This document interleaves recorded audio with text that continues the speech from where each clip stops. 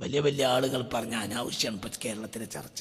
അങ്ങനെ പറയാനും പറയാൻ പാടില്ല എന്നും. ഇതാണ് ഇപ്പോൾ കഴിഞ്ഞ ഒരാഴ്ചയിൽ കേരളത്തിലെ ചർച്ച. ആരത് പറയണത്?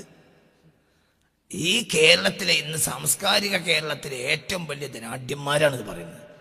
അങ്ങനത്തെ ഒരു കേരളത്തിൽ ജീവിക്കേണ്ടി വന്നത് ഞാൻ ലജ്ജിക്കുക. ഒരാഴ്ച കേരളത്തിലെ ചർച്ച എന്ന് പറഞ്ഞാൽ ഒരു ഏതോ ആളല്ല, ഈ വ്യക്തി എന്ന് പറഞ്ഞാൽ ആരാണെന്ന് നമ്മൾ മനസ്സിലാക്കേണ്ടത്. ഒരു സമൂഹത്തിലെ അത്രയും വലിയ ഉന്നതനായി പരിഗണിക്കപ്പെടുന്ന ക്രീമി ലെയറിൽപ്പെട്ട ഒരു വ്യക്തി പറഞ്ഞൊരു വഷളത്തരം ചർച്ച ചെയ്യേണ്ട അവസ്ഥയിലേക്ക് നമ്മളെ കേരളം അധപ്പതിച്ചിട്ടുണ്ടെങ്കിൽ എന്താണ് നമ്മുടെ സംസ്കാരം? മറ്റൊരു വസ്ത്രം ധരിച്ചോല്ല, അതൊക്കെ വേറെ വർത്താനങ്ങളാണ്. അതൊക്കെ വേറെ. എന്നും വസ്ത്രം കുറച്ച് ധരിച്ചോലും മോശമായി ധരിച്ചോലും ഒക്കെ നമ്മുടെ നാട്ടിലുണ്ടായിട്ടുണ്ട്. പക്ഷെ മാന്യത പുലർത്തണം. ഗാന്ധിജിയുള്ള കാലത്ത് മോശപ്പെട്ട വസ്ത്രം ധരിച്ചവരുണ്ട്. പക്ഷെ ഗാന്ധിജി എന്തെങ്കിലും ഒരു ആവശ്യം ഒരാൾ പറഞ്ഞിട്ടില്ല.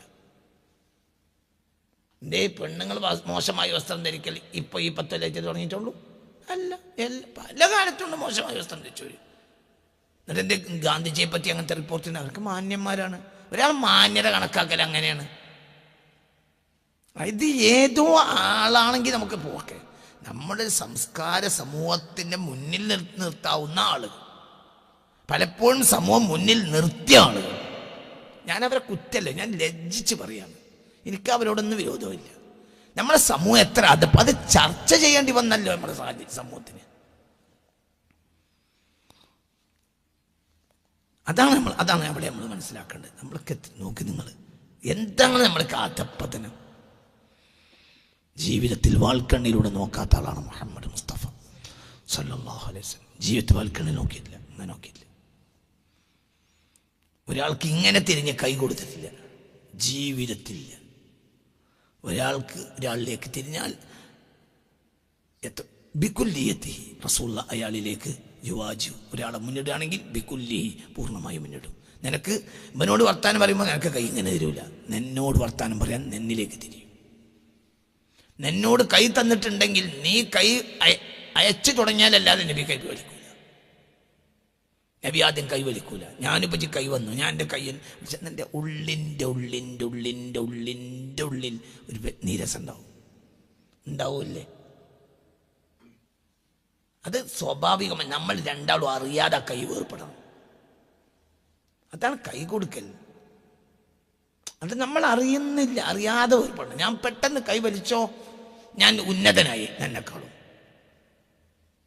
ഉന്നതന്മാർക്കാണ് കൈ കൊടുക്കാൻ സമയമില്ലാതിരിക്കുക. പുണ്യ റസൂൽ സല്ലല്ലാഹു അലൈഹി വസല്ലം ഒരാൾക്ക് കൈ കൊടുത്താൽ അയാൾ കൈ വലിക്കാതെ നബി കൈ വലിക്കൂല.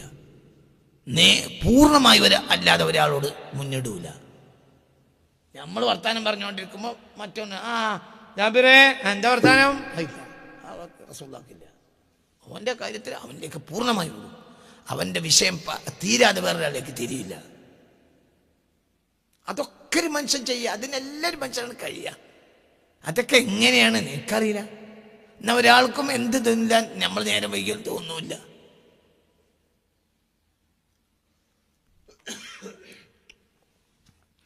എന്താണ് അങ്ങനത്തെ ഒരു പൂർണ്ണ മനുഷ്യൻ? ഈ ഭൂമിയിൽ കാലമുണ്ടായിട്ടുണ്ട് എങ്കിൽ കാലത്തിൻ്റെ സുവർണകാലം നബിയിൽ ഈ ഭൂമിക്ക് മുകളിൽ വെളിവായ കാലം മാത്രമാണ്. അതാണ് കാലം.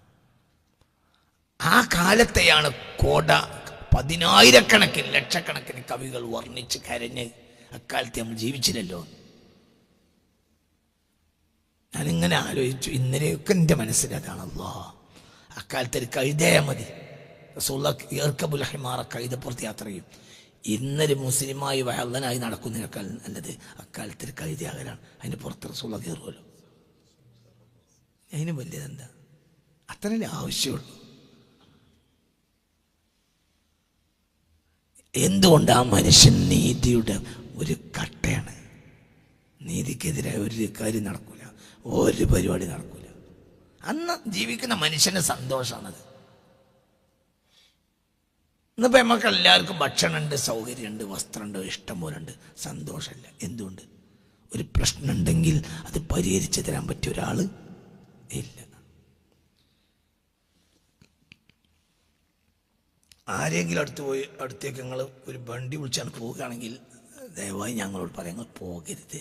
കാരണം ആ പെട്രോൾ കൊണ്ട് നിങ്ങൾ കുട്ടികൾക്ക് ബ്രോസ്റ്റ് വാങ്ങി കൊടുത്താൽ കാര്യം നടക്കൂല, ഒരു കാര്യം നടക്കൂല, അത് നഷ്ടമാണ്. جاء بأمر الله يدعو مبشرا نذيرا شكورا ذاكرا ومقدسا. وجاء بأمر الله, അല്ലാഹുവിന്റെ കൽപ്പനയും കൊണ്ട് ആൾ പ്രത്യക്ഷപ്പെട്ടു. യദൂ, ക്ഷണിച്ചുകൊണ്ട്, മുബശ്ശിറൻ, സന്തോഷവാർത്ത അറിയിക്കുന്ന നിലയിൽ, നദീറൻ, മുന്നറിയിപ്പ് നൽകുന്ന നിലയിലും, ഷക്കൂറൻ, അള്ളാഹുവിനെ ഏറ്റവും നന്ദി ചെയ്യുന്ന നിലയിൽ, ദാക്കിറൻ, അള്ളാഹുവിനെ ഏറ്റവും സ്മരിക്കുന്ന വ്യക്തിയായ നിലയിൽ, മുഖദ്ദിസൻ, അള്ളാഹുവിന്റെ പരിശുദ്ധതയെ ഏറ്റവും വാഴ്ത്തുന്ന നിലയിലും. ഹദല്ലാഹു അഖ്വാമൻ ഖഫൗഹു വജില്ലതൻ വലല്ലാല ഖൗമൻ ഖദ് ഖലൗഹു വതംസാ. ഹദല്ലാഹു, അല്ലാഹു തആല നിർമാർഗ്ഗത്തിലാക്കി, അഖ്വാമൻ, പല ജനങ്ങളെയും, ഖഫൗഹു, ഈ വ്യക്തിയോട് പിന്തുടർന്ന, അജില്ലതൻ, തലമുറകളായിട്ട്. ആരൊക്കെ ഈ വ്യക്തിയോട് പിന്തുടർന്നോ അവരെല്ലാം അല്ലാഹു വെളിച്ചം കൊടുത്ത് അനുഗ്രഹിച്ചു. اللهم اجعلنا منهم اللهم اجعلنا منهم اللهم اجعلنا منهم اللهم وظلل قوما, ഒരു ജനത്തെ അല്ലാഹു വഴികേടിലാക്കി, ഖദ് ഖലൗഹു, ആ ജനത ഈ വ്യക്തിയെ ഉപേക്ഷിച്ചു, വതമ്മസ, അവരുടെ ചരിത്രം തന്നെ അല്ലാഹു തആല മായ്ച്ചു കളഞ്ഞു. അവർക്കിന്ന് നന്മയുടെ അവശിഷ്ടങ്ങൾ പോലുമില്ല. ഏത് ജനതയും ആ ജനത മുഹമ്മദിലൂടെ ജീവിക്കൂ സല്ലല്ലാഹു അലൈഹി വസല്ലം. ആരൊക്കെ ഈ മനുഷ്യനെ ഉപേക്ഷിച്ചോ അവർക്ക് അടയാളം പോലും ഇല്ല, ഒന്നുമില്ല. ഹദല്ലാഹു, ഒന്നുകൂടി നോക്ക്. ഹദല്ലാഹു അഖ്വാമൻ ഖഫൗഹു അജില്ലതൻ വലല്ലാല ഖൗമൻ ഖദ് ഖലൗഹു വതമ്മസാ. ഹദല്ലാഹു, അല്ലാഹു തആല വെളിച്ചം കൊടുത്ത് നേർമാർഗത്തിലാക്കി അനുഗ്രഹിച്ചു. അഖ്വാമൻ, പല ജനങ്ങളെയും, ഖഫൗഹു, ഈ വ്യക്തിയോട് പിന്തുടർന്നവരായ, അജില്ലത്തൻ, തലമുറകളായിട്ട്. ജീലൻ ബഅദ ജീലിൻ, ഒരു തലമുറക്ക് ശേഷം വേറൊരു തലമുറ, അനവധി തലമുറകൾ ഈ വ്യക്തിയോട് പിൻപറ്റി. ആ വ്യക്തികളെ മുഴുവനും അല്ലാഹു അവന്റെ പരിശുദ്ധമായ വെളിച്ചം കൊടുത്ത് അനുഗ്രഹിച്ചു. പിന്നെ വളല്ലല ഖൗമൻ, ഒരു ജനത്തെ അല്ലാഹു വഴികേടിലാക്കി. ഖദ് ഖലൗഹു, ആ ജനത ഈ വ്യക്തിയെ ഉപേക്ഷിച്ചു.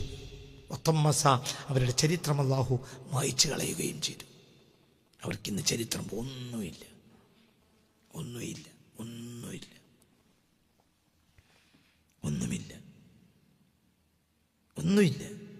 മരുഭൂമിയിലൂടെ ഒട്ടകം ഓടിച്ചു പോകുമ്പോൾ എന്താണത്? അറബികൾ പറയും, ഇവിടെയായിരിക്കും, ഈ കിടങ്ങിൽ എവിടെയായിരിക്കാം അബൂലഹബിൻ മരിച്ചുപോയത്. അത്രയേ ഉള്ളൂ, ഒരു അടയാളം പോലും ബാക്കിയില്ല. അതേ സമയത്ത് ബിലാൽ എവിടെ അറിയും? ബിലാലിൻ അക്ബർ എവിടെയാ? അബിസീനിയക്കാരൻ അടിമയാ. മനസ്സിലായോ പറഞ്ഞത്? അബിസീനിയക്കാരൻ അടിമയാ ബിലാൽ. ബിലാലിന്റെ ഖബർ സിറിയയിലേക്ക് പോകാൻ നമ്മൾ ആഗ്രഹിക്കുന്നത് ബിലാലിനെ കാണാൻ. ആരാ ബിലാൽ? അല്ലാഹുവിന്റെ ഹബീബിന്റെ ഇഷ്ടപ്പെട്ട സർവന്റാണ്.